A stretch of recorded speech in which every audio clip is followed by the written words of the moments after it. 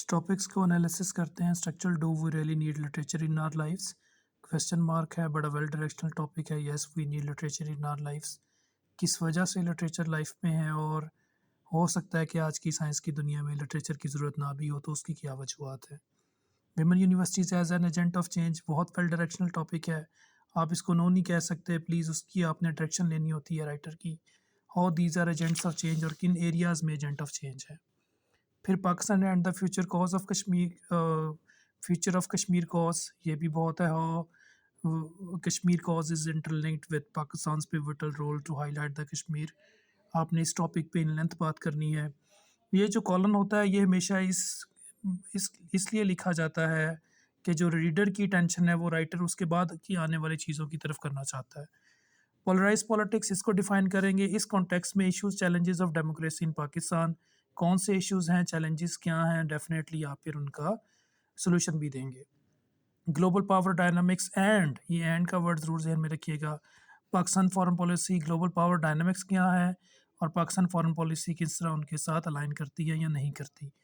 Pakistan informal economy, फिर colon मैंने आपको कहा था बाद वाली चीज़ों को ज़्यादा आपने वेटेज देनी है। आप क्या करेंगे, द वे फॉरवर्ड को तवज्जो देंगे। फिर उसके बाद promoting tourism in Pakistan, again देखिएगा कॉलन है।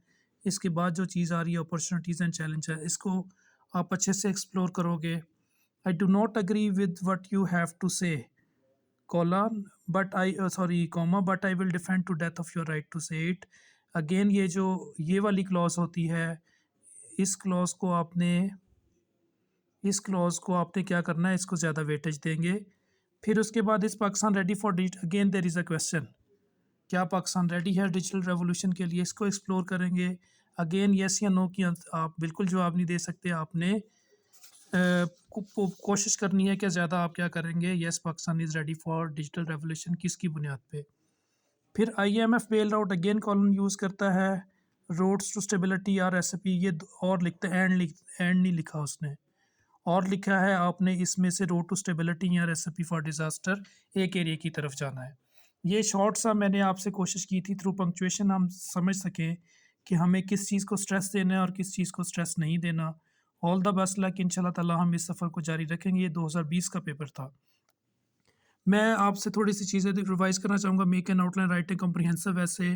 कॉम्प्रिहेंसिव ऐसे 2500 3000 वर्ड्स का होता है। Any one of the following topics. Make sure you use different forms of discourses, exposition, argumentation, description, narration. मैंने इनको एक्सप्लेन करने की बहुत से अच्छी एक वीडियो में कोशिश की है, प्लीज़ उसको सुनिएगा। Credit will be given for organisation relevance clarity, ये 3 चीज़ों का क्रेडिट आपको मिलेगा। फिर ये टॉपिक है always follow the writers direction, कभी भी उसको कैटेगरिकली उसको अपोजिट ना लिखें।